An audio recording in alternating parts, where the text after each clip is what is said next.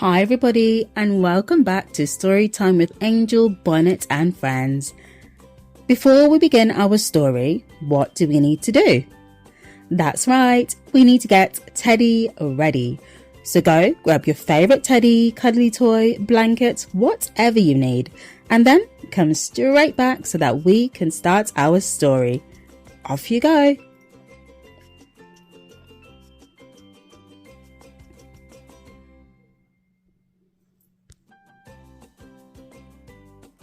Have you got it? You have? Amazing! Now we can begin. Today's story is called Betty the Confetti Yeti, and this book was written by Lindsay, Cadigan.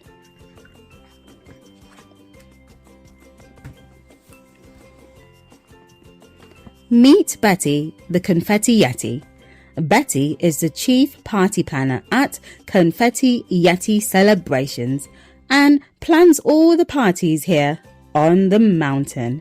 She always celebrates with confetti and leaves her mark everywhere she goes. And this is Betty's brother, Eddie.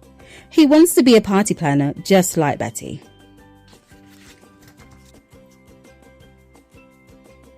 Betty celebrates things like snow. Seasons are some of the most fun to celebrate. No sun? No problem. Betty brightens up a gloomy day with her famous rainbow fetti-filled pancakes. Betty also celebrates family. When Betty's grandpa got a new hip, they danced all night. Now that was a party. Sometimes parties don't go exactly as planned, like that time when Betty's grandpa sneezed all over the birthday cake. Ha ha ha, choo! But that's when she shines. A party planning superhero always saves the party. The wish is the most important part anyway, whispers Betty as she places a candle in a peanut butter and sprinkle sandwich.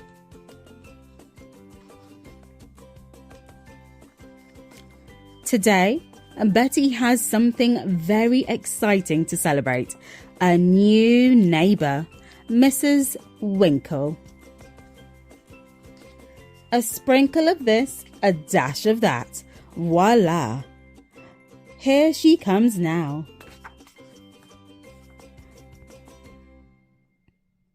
Welcome, Mrs Winkle. Cheers, Betty. Is this confetti? Yuck! What a mess! Scowls Mrs Winkle as she walks inside. Betty gasps.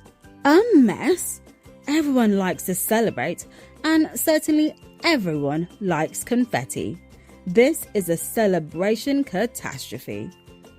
And that's when it hits her. My new neighbour is a party pooper. The next morning, Betty takes a bite of a cake and declares, Eddie, the show must go on. I'll have to celebrate something else today. And Betty realises she is out of confetti and heads to Confetti Yeti headquarters, where she keeps her confetti collection. It must be over here. Or under there. Is my confetti gone? Eddie, the confetti is missing. Betty quickly spreads the news of the missing confetti all over town. She was even on TV. If there is no confetti, there are no celebrations, Betty explains to the reporters. Did you hear that? No more celebrations? This is a disaster. Betty thinks she knows exactly who has it. The next morning, Betty hears a knock on the door. Mrs Winkle, what are you doing here? Good morning, Betty. I'm so sorry I was a grump the other day. I wanted to make it up to you and gathered everyone from the mountain to make you confetti. And that's when it hits her like a cake in the face. The magic of a celebration isn't the confetti. It's having others to celebrate with. Betty's thoughts are interrupted by a strange noise. Kaboom! Okay, it was me, wails Eddie. Betty, I wanted to celebrate something that is never celebrated. You.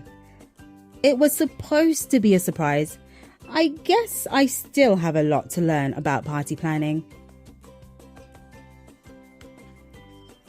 Betty smiles and hugs her brother.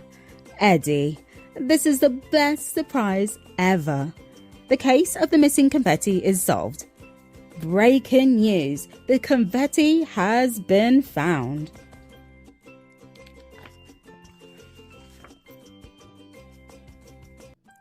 What are we going to celebrate tomorrow, Betty? Betty yawns. Let's celebrate everything.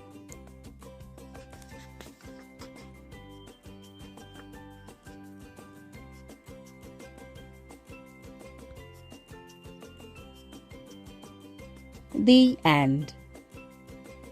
Hi guys, thank you so much for listening to that brilliant story, Betty the Confetti Yeti. That was written by Lindsay, Cadigan. That was such a brilliant story, and don't forget guys, you can grab this book on Amazon. Thank you so much for listening. Have a brilliant and fantastic Confetti Yeti day. Bye friends.